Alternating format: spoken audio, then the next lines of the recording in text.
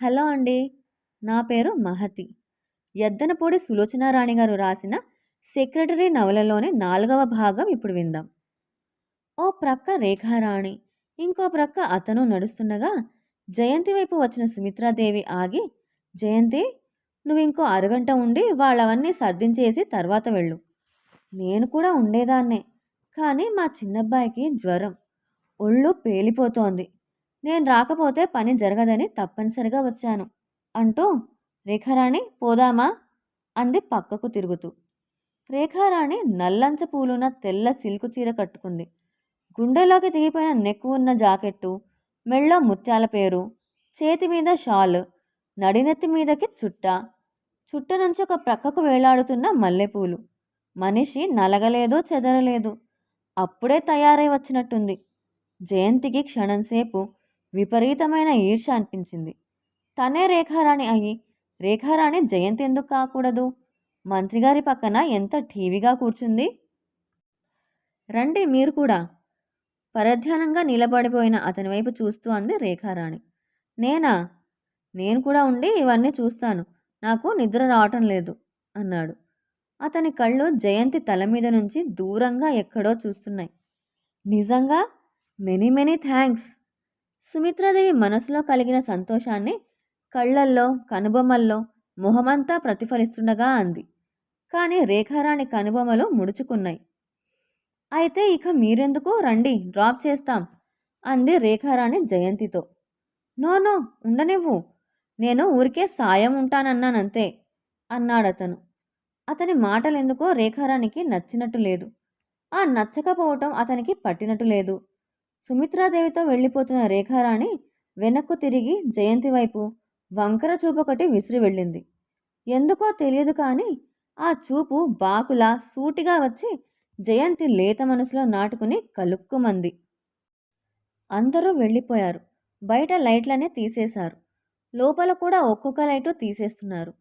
చిందరవందరగా వేయబడిన స్పేర్ కుర్చీలు కూడా ఖాళీ చేయబడుతున్నాయి. మీరు కూర్చోండి, నేను అవన్నీ చూసొస్తాను అతను జయంతి వైపు చూడకుండానే అనేసి వెళ్ళిపోయాడు. ఏం చేయాలో తోచక హాలులో ఒంటరిగా నిలబడిపోయిన జయంతి ప్రక్కనున్న కుర్చీలో కూలబడింది. ఉదయం ఎప్పుడో తిన్న తిండి, అది కూడా సరిగ్గా సహించలేదు. పగలల్లా తిరుగుతుంటే తెలియలేదు కానీ ఇప్పుడు బోలెడంత నీరసం అనిపిస్తోంది. మధ్యలో కొంచెం కాఫీ అయినా తాగుదామంటే టైం దొరకనే లేదు. ఉదయం నుంచి తిరిగి తిరిగి అలిసిపోవటం వల్ల కుర్చీలో కొంచెం అలా వెనక్కు వాలగానే కళ్ళ మీదకి మత్తులాంటిది వచ్చి ఆవరించుకుంది. అంతా మగతగా మంచుతెర కప్పినట్టుంది. ఏదీ స్పష్టంగా తెలియటం లేదు. ఎన్ని ఆలోచించింది తను? ఒక్కటి కూడా జరగటం లేదు. అంతా ఏదో సందడి. బోలెడంత మంది, రకరకాల వాళ్ళు గుంపులు గుంపులుగా పోతున్నారు. వాళ్ళందరికీ దూరంగా ఓ ప్రక్కగా ఒంటరిగా తను. తనకేం లేదు, ప్రత్యేకత అనేది అసలే లేదు. ఎంత దిగులుగా అనిపిస్తోంది. తనకి ఎవరూ లేరు. బామ్మకి తప్ప ఈ ప్రపంచంలో ఎవరికీ తను అక్కర్లేదు. ఎంత దూరంగా ఉంది తను. తనున్న చోట ఎంత ఒంటరితనం. తన చుట్టూ వలయంలా చుట్టుకుపోయిన ఈ భయంకరమైన ఒంటరితనాన్ని ఛేదించుకుని ఎవరైనా జయంతి అంటూ దగ్గరకు రాకూడదు. తన పిచ్చిగాని ఎవరొస్తారు? ఎవరికి కావాలి తను? లేదు లేదు, ఎవరో కావాలంటున్నారు. నవ్వుతూ అస్పష్టంగా ఉన్న మొహం ఒకటి మీదకు వంగి నువ్వు నాకు కావాలి అంటోంది. ఇప్పుడెంత హాయిగా ఉంది. ఎవరితో చేయి వచ్చి తన చేతిని పెనవేసుకుంది. ఆ స్పర్శ ఎంత ధైర్యాన్నిస్తుంది. ఆ చేతిని పట్టుకొని అలా అలా దూర తీరాలకు ఎగిరిపోతే ఎంత బాగుండును. తన చేతిలోంచి జారిపోబోయి తప్పించుకోబోతున్న ఆ చేతిని మరింత బలంగా దగ్గరికి పట్టుకుని గుండెలకి దగ్గరగా లాక్కుంది. ఏదో నూతన స్పర్శ, ఏదో తెలియని సువాసన, అర్థం కాని ఆనందం జయంతిని ఉక్కిరిబిక్కిరి చేశాయి.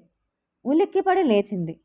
ఎదురుగా అతను, అతని చెయ్యి తన 2 చేతుల్లో. జయంతి క్షణంసేపు తనెక్కడుందో, తనేం చేస్తుందో అర్థం కాలేదు.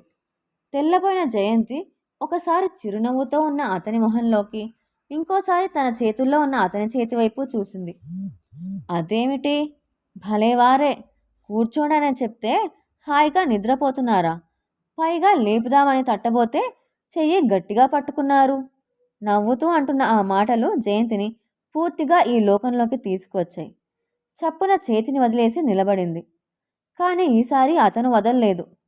జయంతి చేతిని పట్టి కొద్దిగా పైకెత్తుతూ మృదువుగా, చాలా అలసిపోయారులా ఉంది, అవునా అన్నాడు. అప్పటికే సిగ్గుతో నరనర మెలిదిరిగిపోతున్న జయంతి అవునన్నట్లు గబగబా తలూపింది. హాలులో ఇందాకటిలా దేదీప్యమానంగా వెలుగుతున్న లైట్లు లేవు. హాలుకి మధ్యగా వెలుగుతున్న లైటు మాత్రం ఉంది. స్టేజిని ఎప్పటిలా తనలో దాచేసుకున్న పసుపచ్చటి వెల్వెట్ కర్టెన్ మామూలుగా ఏమీ ఎరగని దానిలా వేలాడుతోంది. పదండి వెళదాం అన్న అతని మాటలతో జయంతి కదిలింది. ఇద్దరూ బయటకొచ్చేశారు. వరండాకి కొద్ది దూరంలో వెన్నెల్లో నల్లగా నిగనిగలాడుతున్న పొడుగాటి కారొకటి నిలబడి ఉంది. దాన్ని చూడగానే జయంతి ఉలిక్కి పడినట్లుగా నే వెళ్ళటం ఎలా అనుకుంది. ముందు చకచకా మెట్లు దిగుతున్న అతను హఠాత్తుగా ఆగి వెనక్కి తిరిగి ఏమిటి అన్నాడు. అతని వెనకే దాదాపు అంత వేగంతో దిగివస్తున్న జయంతి హఠాత్తుగా అతను ఆగటంతో అతని మీద తూలి పడబోయి అతి ప్రయత్నం మీద గుండెల దగ్గరగా వచ్చి ఆగిపోయింది. ఏమిటి? ఇంకోసారి అడిగాడు అతను. నేను వెళ్ళటం ఎలా?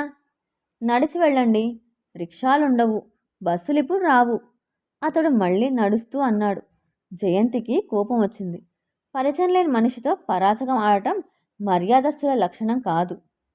రండి, ఇంకొంచెం సేపు అయితే మీరు నడుస్తూనే నిద్రపోయేలా ఉన్నారు కారు డోరు తెరిచి పట్టుకుంటూ అన్నాడు. జయంతికి నవ్వు వచ్చింది. కోపం ఎక్కువైంది కూడా.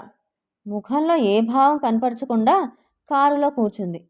అటువైపుగా తిరిగి వచ్చి డ్రైవింగ్ సీట్లో కూర్చుని స్టార్ట్ చేస్తూ దారి చూపించాలి అన్నాడు. గేటు దాటి బయటకు రాగానే జయంతి చెప్పిన వైపు అతను కారు తిప్పాడు.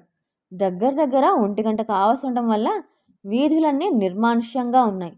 వెన్నెల్లో అర్ధరాత్రి వేళ నిశ్శబ్దంగా ఉన్న వాతావరణం జయంతి నిద్రమత్తు కళ్ళకి ఇంకా ఎలాగో ఉంది. ఖరీదుగల కారు, మెత్తని సీట్లు, బయట నుంచి రివ్వున వీస్తున్న చల్లటి గాలి. మీ ఇంట్లో ఎవరెవరుంటారు? అతనే సంభాషణ ప్రారంభించాడు. బామ్మ, నేను. క్షణంసేపు ఆగి జవాబిచ్చింది. అదేం, ఇంకెవరూ లేరు? ఆశ్చర్యంగా అడిగాడు. అమ్మా నాన్న చిన్నప్పుడే పోయారు. బయట వెన్నెల్లోకి చూస్తూ అంది. ఇద్దరి మధ్య మౌనం ఆవరించింది.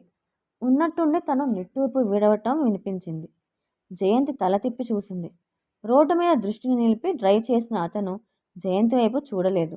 కొంచెం ఆగి, మీరు నాకంటే అదృష్టవంతులు అన్నాడు. ఎలా? జయంతి కూడా రోడ్డుకి అటూ ఇటూ నిలబడ్డ చెట్ల నీడలతో వెన్నెల దోపూచులాడటం చూస్తుంది. మీకు కనీసం బామ్మైనా ఉన్నారు, నాకెవరూ లేరు. జయంతి ఊరుకుంది. ఇతనెవరో తనకింతవరకు తెలియనే లేదు. అడగటానికి ధైర్యం చాలలేదు. అతని మాటలు స్నేహపూర్వకంగా ఎన్నో రోజుల నుంచి పరిచయం ఉండి మాట్లాడుతున్నట్లుగా ఉన్నాయి. అసలు మీరు ఈ ఉద్యోగానికి ఎందుకు వచ్చారు అన్నాడు అతను. జయంతి ఉలిక్కిపడింది. బాగుంది, అందరూ ఎందుకు ఉద్యోగాలు చేస్తారు? ఎదురు ప్రశ్న వేసి తప్పించుకుంది. అందరూ ఎందుకు చేస్తారనేది అర్థంలేని ప్రశ్న. కొంతమంది సరదాకి చేస్తారు, కొంతమంది చేస్తున్నామనే గొప్ప కోసం చేస్తారు, ఇంకా కొంతమంది తిండి కోసం చేస్తారు, కొంతమంది తోచక కాలక్షేపానికి చేస్తారు. అతని మాటలకు పదునుంది.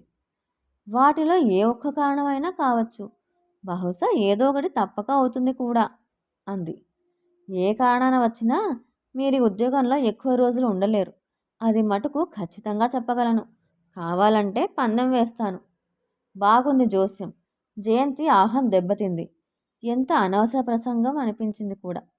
సంభాషణ పొడిగించడం ఇష్టం లేనట్లు తల తిప్పి బయటకు చూడసాగింది.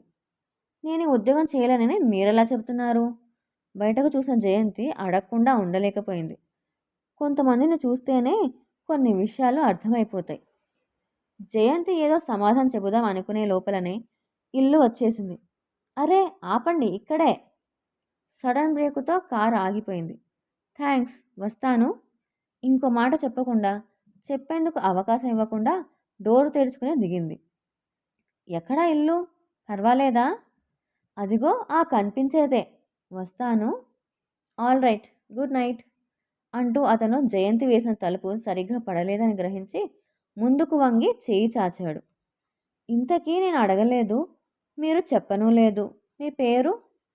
బొమ్మలా నిలబడిపోయిన జయంతి అతని వైపే చూస్తూ అడిగింది. నా పేరా? తలుపు వేయబోతున్న అతను ఆగి, అవును నిజమే. సుమిత్రాదేవి నన్ను పరిచయం చేయనే లేదు కదా. మీకు తెలుసుకోవాలని కుతూహలంగా ఉంటే నా పేరు రాజశేఖరం అన్నాడు డోర్ లాగి గట్టిగా వేస్తూ. రాజశేఖరమా? జయంతి చెయ్యి అనుకోకుండా గుండెల మీదకు వెళ్ళింది. కళ్ళు వెడల్పైనాయి. అవును. అలా చూస్తారే? మీకు నచ్చలేదా? తెలిసిన వాళ్ళు శేఖరం అని, దగ్గర వాళ్ళు రాజా అని పిలుస్తారు. వస్తాను. Good night. కారు వెళ్ళిపోయింది. My god! రాజశేఖరం! ఊపిరి పీల్చుకోవడం మర్చిపోయింది జయంతి.